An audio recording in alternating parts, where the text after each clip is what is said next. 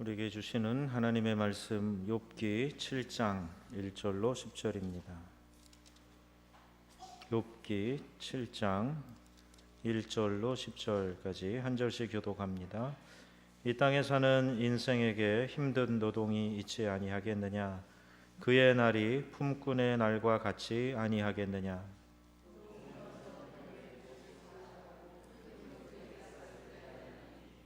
이와 같이 내가 여러 달째 고통을 받으니 고달픈 밤이 내게 작정되었구나.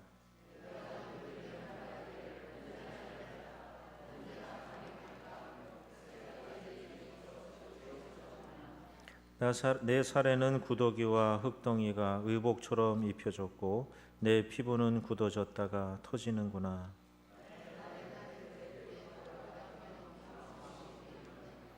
내 생명이 한낮 바람 같음을 생각하옵소서. 나의 눈이 다시는 행복을 보지 못하리이다.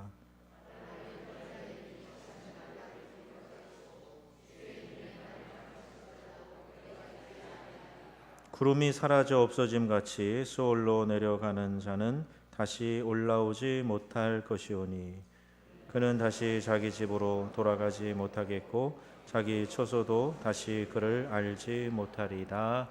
아멘. 유명한 작가인 헤르만 헤세가 정원일의 즐거움이라는 책을 썼는데 그 안에서 이렇게 얘기합니다. 젊은 시절에 정원을 돌보는 일은 굉장히 고되고 힘든 노동처럼 이렇게 생각이 되었다 그럽니다. 그런데 그 잃어버린 정원일의 즐거움을 다시 회복한 것은 그의 생애의 마지막 보금자리였던 스위스 몬타놀라에서 자신의 정원을 가꾸기 시작하면서 그 일의 즐거움을 느끼게 되었다 그럽니다. 그 나이 50이 좀 넘어서 다시 정원 삽과 또 물 뿌리개를 들면서 이제부터는 열심히 일하기보다는 한가롭게 즐길 것이며 수풀을 개간하고 곡식을 재배하기보다는 가을에 타는 장작불에 푸른 연기 곁에서 꿈을 꿀 것이다. 이렇게 다짐하고 실천합니다. 참 멋있는 표현 같은데 이제 50세 초반이니까 제 나이 아닙니까? 이제 마치 은퇴한 사람 같은 그런 내용을 쓰고 있어서 조금은 비공감하는 부분도 좀 있었는데 그래도 그의 자신만의 인생의 정원, 자신만의 정원을 가꾸면서 다시 새로운 기쁨을 얻게 되었다. 정원 삽과 물 뿌리개를 들면서 이제 좀 한가로이 또 아름다움을 추구하면서 이렇게 여유를 가지면서 살아가야 되겠다. 이렇게 다짐하고 실천했다는 겁니다. 헤르만 헤세는 정원을 가꾸는 일이 인생의 경작과 비슷하다. 자, 이렇게 이야기를 합니다. 모종삽이 인생의 황폐함을 갈아주듯이 또 인생에도 이 모종삽이 필요한데 또 정원의 농부와 같이 느긋하게 꽃필 때를 기다릴 줄 아는 그런 기다림, 여유도 가져야 되고 또 일을 할 때에는 즐거움으로 일을 해야 된다 하는 것을 이 정원 일을 하면서 그가 깨닫게 되었다는 겁니다.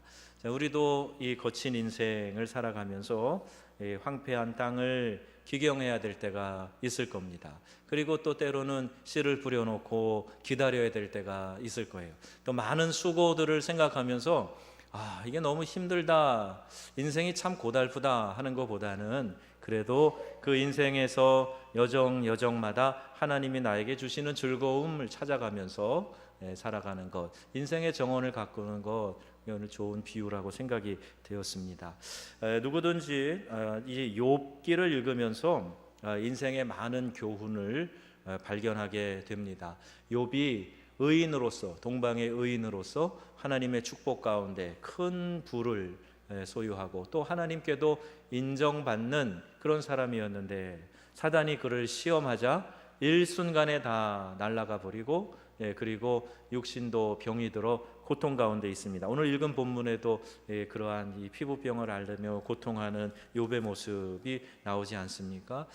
특히 고난 중에 있는 사람들이 욥기를 읽으면서 인생의 의미도 다시 생각하고 또 고난을 이겨 나갈 수 있는 용기를 또 거기에서 발견하기도 합니다. 그래서 욥의 이 고통은 우리에게 인생의 고백서라고도 할 만큼 우리의 인생에 찾아오는 어두운 면들, 역경의 문제들, 그걸 극복해 나가는데 많은 도움을 주고 있습니다.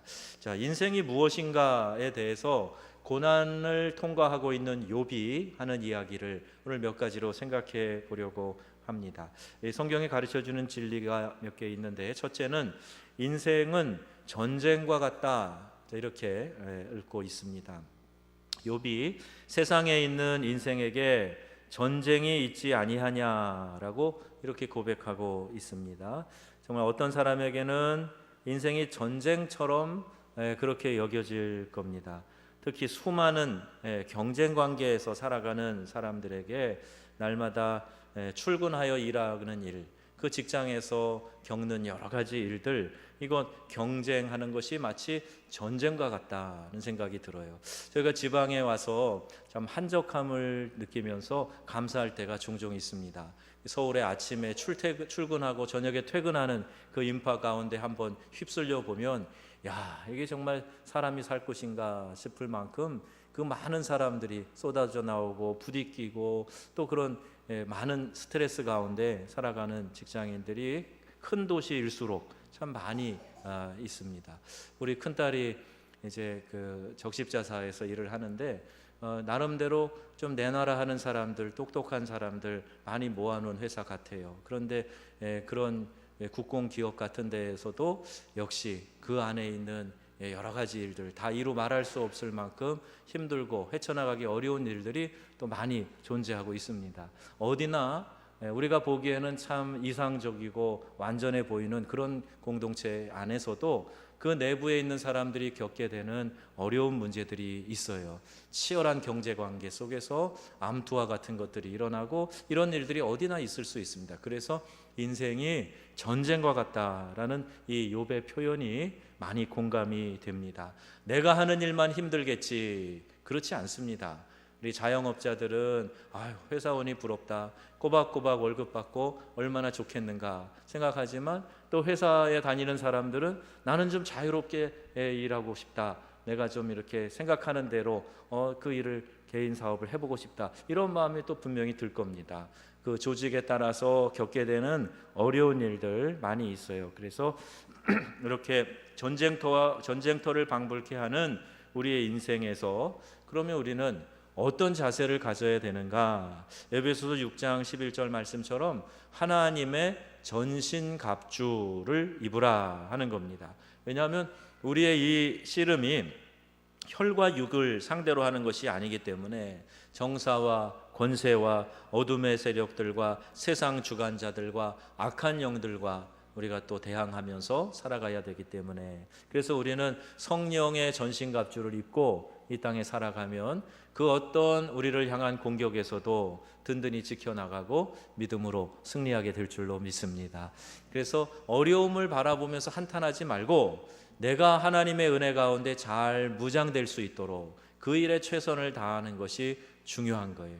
이렇게 주일날 예배 잘 드리고요, 또 우리 작정해서 새벽 기도도 드리고 또 기회 있는 데마다 공예배에 참석하고 그러면서 말씀 듣고 찬양하고 기도하고 그렇게 나의 영적인 갑옷, 전신 갑주를 입으면서 그렇게 대항하면서 살아가게 될 때 전쟁과 같은 인생에서 우리가 반드시 승리하는 삶을 살게 될 줄로 믿습니다. 여러분 잘 무장하시기 바랍니다. 이번 추석 명절에도 여러 가지 유혹이 나를 찾아올 때 분내지 마시고 혈기 부리지 마시고 짜증내지 마시고 늘 넉넉한 미소로 대하고 그리스도의 사랑으로 대하고, 그리고 누가 나에게 까칠하게 해도 사랑으로 큰 마음으로 품어주고, 야, 우리 고모 우리 이모 예수 믿는 이모 뭔가 다르긴 다르네, 이렇게 사람들이 생각할 만큼 여러분 잘 무장하시고 시험에 들지 않도록 주의 이름으로 권고합니다. 두 번째, 우리의 인생에 대해서 욥이 말하는 것, 배틀의 북과 같다, 5절에 그렇게 말씀하고 있는데, 나의 날은 배틀의 북보다 빠르니 소망 없이 보내는구나 그랬습니다.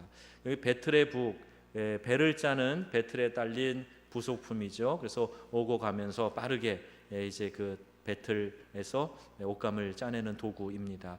숙련된 안악들이 배틀북을 재빨리 날줄 사이에 놓고 지나가게 하면서 이 섬유를 만들어냅니다. 욥은 우리의 인생이 마치 이 배틀의 북과 같이 빠르고 꽃처럼 쉽게 시들고 그림자처럼 빨리 지나간다는 사실을 깨달았습니다. 우리 전도서를 기록한 기자도 우리의 인생이 허망하고 또 헛되게 빠르게 지나간다 하는 것을 그가 이야기를 하지요. 많은 권세를 누려봤고 부귀 영화를 누려봤고 그런 솔로몬 왕 인생 말미에 이와 같은 고백을 하는 것을 봅니다. 지혜자는 가져본 사람들은 알게 되는 거예요. 그래서 우리의 인생이 이렇게 빨리 지나가는데 허망한 것을 향하여서 쫓아다니면 안 되겠구나 하는 것을 알게 하는 것이지요. 아이들이 성장하는 모습을 보면요, 정말 이 세월이 가는 것을 빨리빨리 느낍니다. 우리 청소년 아이들은 교회 오면요, 일주일에 한 번 만나잖아요. 근데 제가 보면 일주일 동안 큰 키가 보이더라고요. 야, 한 주 만에 이렇게 자라갖고 왔네. 한 주 만에 콩나물이냐, 쑥쑥 크네. 그런 마음이 들어요. 지금 우리 중등부에서 이제 고등부 올라가는 그 어간에 있는 애들 보면요, 요새 주성이를 보면 키가 그냥 쑥쑥 자라요. 콩나물 자라는 것처럼 자라요. 야, 이렇게 빨리 자라는구나. 한 주만 돼도 이렇게 자라는구나. 아이들 성장하는 모습을 보면 세월이 빨리 가는 것을 실감합니다. 이렇게 빠른 인생을 우리가 허송하지 않고 아껴 쓰는 지혜를 가져야 됩니다. 세월을 아끼라 때가 악하니라 하는 성경 말씀처럼 이 시대를 지혜롭게, 또 우리가 시간 가는 것들이 이렇게 급히 지나간다는 것을 알아서 허송세월하지 말고 시간을 아껴서 잘 관리하고, 하나님께서 나에게 맡겨주신 일들 기회가 지나가기 전에 내가 믿음으로 잘 감당하여 그 축복을 거머쥐는 귀한 성도들 되시기를 주의 이름으로 축원합니다. 우리가 하지 않으면요, 돌들이라도 외칠 수 있게 하실 분이 하나님이세요. 꼭 내가 안 해도 하나님은 하실 수 있습니다. 아유, 나를 안 시키시면 하나님의 손해지 뭐, 이거는 그냥 좀 건방진 얘기예요. 하나님은 그분 없어도, 당신 아니어도 얼마든지 일하실 수 있는 분이에요. 그럼에도 불구하고 우리에게 일할 기회를 주시는 하나님, 우리에게 맡기시고 우리를 선하게 또 성실하게 인정하셔서 일할 수 있는 기회를 주신 하나님, 그분께 감사하고 나에게 기회가 주어져 있을 때 최선을 다해서 일하는 것, 이것이 지혜입니다. 이 촛대가 옮겨지기 전에, 나에게 맡겨주신 그 일이 다른 곳으로 옮겨지기 전에 그때 최선을 다해서 일하고, 하나님은 우리에게 일을 주실 때마다, 어떤 일을 맡기실 때마다 그 일을 할 수 있는 힘도 주시고요, 또 그 일을 감당할 때에 하나님이 은혜와 축복도 함께 주시는 줄로 믿습니다. 그래서 기뻐하세요. 이 수고를 어떻게 하면 덜어버릴까, 그러지 마시고 잘 감당할 수 있도록 하나님 용기 주시고 이끌어 주세요. 영광입니다. 감사합니다. 그리고 감당해 보세요. 그럼 여러분 안에 놀라운 은혜와 평화와 기쁨이 넘쳐나게 될 줄로 믿습니다. 자, 인생에 대해서 세 번째 이야기하는 것, 인생은 구름이 사라짐 같다 그랬어요. 구름이 나타났다가 빨리 사라지는 것 같다. 9절에 말씀하고 있죠. 구름이 사라져 없어짐 같이 음부로 내려가는 자는 다시 올라오지 못할 것이요, 이렇게 기록하고 있어요. 옛사람들은 인생을 구름에 비유하고 노래했습니다. 생겼다가 곧 사라지는 구름처럼 우리의 인생이 태어나지만 또 곧 사라진다. 또 우리가 한때 찬란하게 보이는 그런 힘 있는 우리의 모습이 또 금방 사라질 수 있다는 겁니다. 그렇기 때문에 구름 같은 한평생 살면서 분명한 목적 가지지 않으면 이리저리 흔들리고 휩쓸릴 수 있다는 겁니다. 당장은 힘들어도 하나님이 우리 가족 지켜주실 거야, 이렇게 믿고 즐겁게 인생을 살아가는 거예요. 그리고 사랑하는 우리 가족들 주님이 붙들어 주실 것을 믿음 안에서 의지하면서 서로를 격려하면서 살아가는 겁니다. 목표가 분명하면요, 우리는 멋진 항해를 할 수가 있어요. 그런데 목표가 없으면 배 위에 떠 있는 물 위에 떠 있는 배이나 목표 없이, 동력 없이, 방향 없이 떠다니는 것을 표류하는 것이라 이야기합니다. 여러분, 항해하는 인생이 돼야지 표류하는 인생이 되어서는 안 됩니다. 구름처럼 그냥 바람에 막 휩쓸려 떠다니는 게 아니라 목표를 향해서 전진하고 행진하고 진군하는 그런 귀한 믿음의 십자가 용사들, 주님의 군대 되시기를 주의 이름으로 축복합니다. 제가 이런 말씀을 한 번씩 던지면 저게 도대체 무슨 얘기인가 이런 생각이 드는 분도 계실지 몰라요. 저는 지금 큰 그림을 그리고 미리 한두 번씩 이야기합니다. 여러분이 알아들으시던 못 알아들으시던 그 방향으로 갈 거예요. 우리 교회가 가야 되는 목표이고 우리의 비전이고 우리의 사명이기 때문에 그렇습니다. 나에게 깨달아지는 대로 내가 알아들을 수 있는 범위 안에서 그것을 붙들고 함께 진군하는 것이 필요해요. 교회가 가야 될 목표에 내가 함께 동승하고 거기에 힘을 실어주고 함께 동력이 되어서 나가는 것 얼마나 귀하고 축복된 일인지 모릅니다. 우리가 함께 한 방향으로 잘 달려가는 인생의 멋진 항해가 있기를, 신앙의 멋진 행진이 있기를 주 예수님의 이름으로 축복합니다. 우리가 잘 아는 것처럼 북미와 남미는 경제력에 있어서, 군사력에 있어서, 또 문화 수준에 있어서 비교가 안 될 정도로 차이가 있습니다. 이 문화라는 것은 그들의 고유한 문화를 이야기하는 것이 아니라 지금 우리가 말하는 산업화 또 혹은 이런 경제적인 발전, 이런 생활의 편리함, 이런 것을 이야기합니다. 왜 이렇게 북미와 남미가 큰 차이가 났을까? 북미는 지금도 세계를 호령할 정도로 강력한 힘을 가지고 있고 경찰 국가 노릇을 지금도 하고 있지 않습니까? 때로는 너무 지나쳐서 문제인데 우리 통일 문제만큼은 그렇게 좀 간섭하지 않았으면 좋겠어요. 우리 지켜주는 걸로 좀 만족하고 통일이 될 수 있도록 좀 함께 갔으면 좋겠는데 어찌됐든 그만큼 북미는 힘이 있다는 얘기예요. 세계를 좀 지도하고 이끌어갈 그럴 힘을 가지고 있다는 이야기입니다. 근데 반면에 남미는 아주 가난한 나라들도 많이 있어요. 경제적으로 정치적으로 굉장히 혼란한 나라들이 많이 있습니다. 근데 왜 그럴까? 역사학자가 참 재미있는 해석을 내놓았습니다. 북미에 도착한 그 북미를 개척한 처음에 그 파이오니어들, 그 북미를 개척한 사람들, 개척자들, 그 사람들은 여러분 아시는 것처럼 신앙의 자유를 찾아서 메이플라워 배를 타고 신앙의 자유를 찾아서 이 북미 땅에 왔어요. 그래서 그쪽에서 이 퓨리탄들이, 이 청교도들이 신앙을 자유롭게 하기 위해서 그곳에 도착하여 교회를 먼저 짓고 학교를 짓고 자기 집을 짓고 이러면서 개척한 땅이 지금의 미국 땅입니다.